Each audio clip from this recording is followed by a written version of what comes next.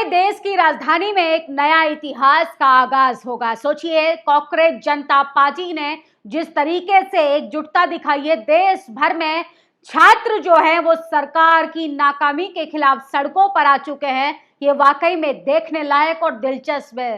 कांग्रेस जनता party के लगातार समर्थन में लोगों का जमावड़ा जो है वो बढ़ता ही जा रहा है और कल जो है वो ऐतिहासिक भीड़ होने वाली है। देश की राजधानी में लगभग 5 लाख से भी ज्यादा लोगों की आने की संभावना है।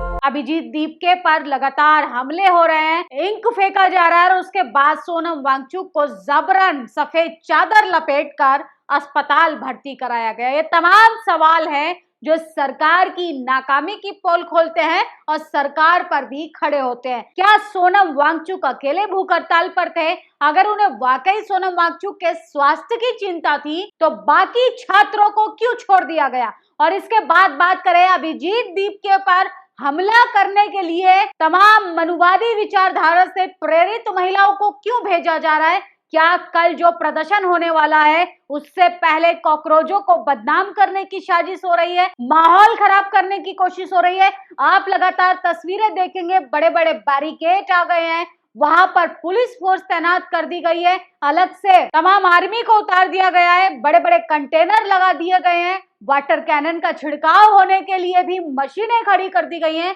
लेकिन छात्रों की गलती क्या है? क्या छात्रों को आंदोलन करने की मनाही होनी चाहिए लोकतंत्र वाले देश में? देश के प्रधानमंत्री का 14 से पहले का भाषण वायरल होता है कि लोकतांत्रिक वाले देश में आंदोलन प्रदर्शन होते रहने चाहिए। 14 के बाद ऐसा क्या बदल गया कि देश के प्रधानमंत्री को विपक्षी नेताओं की आवाज चुभती है, पत्रकारों की आवाज चुभती है, छात्रों की आवाज चुभती है? सोचिए, 21 छात्रों की मौत हो चुकी है, पेपर लीक होने के सदमा बर्दाश्त नहीं कर पाए छात्र, लेकिन अकाउंटेबिलिटी लेने के बजाय किस तरीके से तानाशाही और कायराना हरकत की जा रही है। लेकिन देश का युवा जाग चुका है, देश का जेनजी जाग चुका है और इस बार कल 20 तारीख को आर पार के मूड में है देश की जनता। और सोचिए, टीवी अखबार वाले पत्रकार कहाँ हैं जो लगातार उनके फंडिंग पर सवाल उठा रहे थे?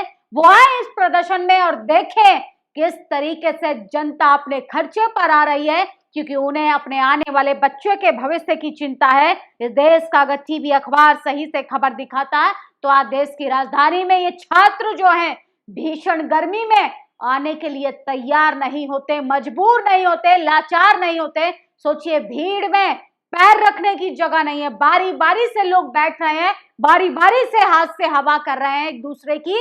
ये लेकिन मनोबल जो है सरकार इनका तोड़ नहीं पाई और सरकार की अकड़ को कल देश का युवा बताएगा कि सरकार को अपनी नाकामी, अपनी इस कायराना हरकत का जवाब जरूर देना पड़ेगा। न्यू इंडिया में क्या आंदोलन करना अपराध है? सोचिए, पेड़ बचाओ, शिक्षा व्यवस्था सुधार, पेट्रोल में मिलावट, केन बेतवा नदी परियोजना से प्रभावित आदिवासियों को सही मुआवजे के लिए विदेश नीति सुधार करने पर महंगाई और निकम्मे मंत्रियों का इस्तीफा मांग रहे हैं। आंदोलन चल रहा है, लेकिन मजाल है कोई भी इस्तीफा दे दे तो इस देश में सरकार को आंदोलन से फर्क नहीं पड़ता, भूख हड़ताल से फर्क नहीं पड़ता, 21 बच्चों की जानें जा चुकी हैं उससे फर्क नहीं पड़ता, क्योंकि जिनकी राजनीति ही लाशों पे हो उनको भूख हड़ताल से क्या फर्क पड़ेगा? नागपुर स्टैंड विद सोनम वांगचुक, तो तस्वीरें देखते जाइए। सोनम वांगचुक ने जो लगातार आंदोलन के लिए माहौल खड़ा किया था, अब वो इतना बढ़ता जा रहा है कि जनसैलाब सड़कों पर उतर रहा है। राजधानी के अलावा अन्य राज्यों में भी सड़कों पर जनता उतर रही है। कांग्रेस के टाइम पे IIT बना है, इसरो बना है, मोदी के टाइम पे क्या बना है? राम मंदिर बना है। मोदी के टाइम पे कितनी चोरी, अंधभक्त बहुत है। यहाँ पर भी अभी देख जाओगे ना, अंधभक्त सारे नजर आ जाएंगे। ये भी काम किया, बेचने का काम किया। क्या नाम है आपका? भरत नाम है मेरा। पूरा नाम बताइए। भरत मुल्तानी। आपका क्या नाम है सर? विनय प्रभाकर। और पूरा नाम सुनना है? हाँ, क्यों सुनना है? पता चलता है, हमें लगता है कि मोदी जी के जो समर्थक है वो उनके साथ बने हुए सब धरना अगर मैं मुस्लिम होता तो तुम मुझसे पूछते नहीं, अगर मैं मुसलमान होता तो मुझसे पूछते नहीं। अब मैं हिंदू हूँ, मैं बोल रहा हूँ। आपको नहीं लगता हालात ऐसे हैं कि मुसलमान बात नहीं कर सकता? मैं तो कह रहा हूँ, ये तो फिर भी ऐसा। अच्छा, इतना बोलने में डर नहीं लगता है? हम नहीं डरते किसी से, डरने वाले जमाने गए, जो डरते थे ना वो चला गया। अब लेकिन तो जो टीवी अखबार है वो कह रहा है कि सोनम वांगचुक का इस्तेमाल हो रहा है, उनका नाजायज फायदा उठाया जा कोई रहा है। नाजायज फायदा नहीं है। अब जो थोड़ा युवा है ना भारत का, अब वो जाग रहा है, अब वो जाग रहा है। धीरे धीरे अंधभक्त भी खत्म हो रहे हैं, धीरे धीरे खत्म हो रहे हैं, पर अब भी है, उनको भी मिटा देंगे। अब अंधभक्त नहीं है भाई, अब वो IT सेल है जो दिख रहा है ना अंधभक्त। यहाँ पर भी वो जो है पैसे वाले लोग हैं जो बीजेपी की तरफ से, वो लोग कोई बीजेपी वाला नहीं है, उनको कुछ शर्म बात चल नहीं जा, है। पीछे पैसे दे के सबका काम करवाया जा रहा है। यहाँ पे जो बीजेपी वाले आ रहे हैं ना, कोई नहीं आएगा।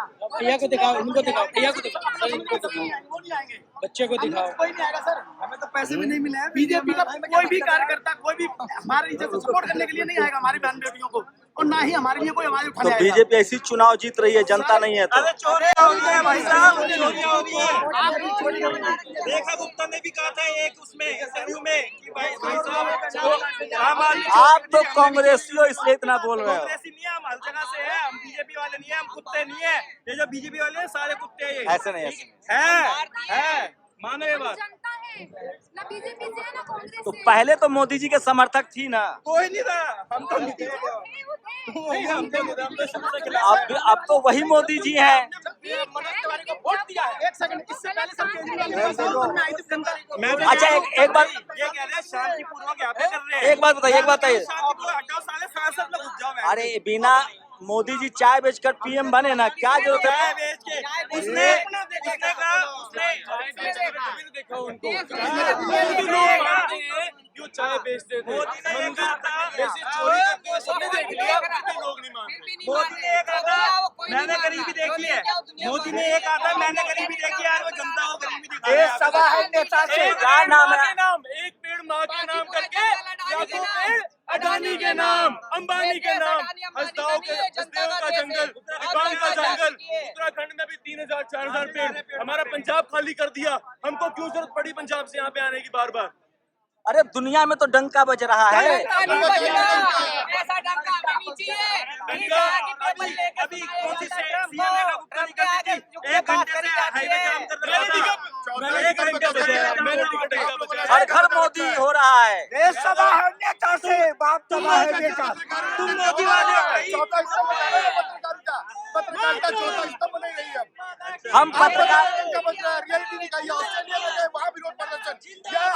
हम यूट्यूब वाले हैं, यूट्यूब वाले हैं, यूट्यूब वाले। बात कर रहे हैं, पूरी गवर्नमेंट से कौन आया बात कर रहे हाँ? हैं? एक मंत्री का इस्तीफा की मांग कर रहे हैं हम लोग। मोदी जी के सरकार में इस्तीफा नहीं होता है। अरे क्यों नहीं होता है इस्तीफा? क्यों नहीं इस्तीफा होता है? मोदी जी की सरकार में बलात्कार होता है क्या? सिर्फ बलात्कार होता है। राजनीति होती है, धर्म के नाम पे राजनीति होती है, बलात्कार होते हैं, और कुछ नहीं होता है। अल्लाह राम अल्लाह यही होता है बस। राम अल्लाह बस यही होता है। तुम रोजगार की बात छेड़ दोगे, राम अल्लाह राम अल्लाह राम, ये मुसलमान बस मंदिर बना है। भाजपा सरकार को लगा कि सोनम वांगचुक को वहां से हटा देंगे तो हमारे खिलाफ माहौल शांत हो जाएगा, लेकिन मामला उल्टा पड़ गया। सोनम वांगचुक को जंतर मंतर से जबरन हटाया गया।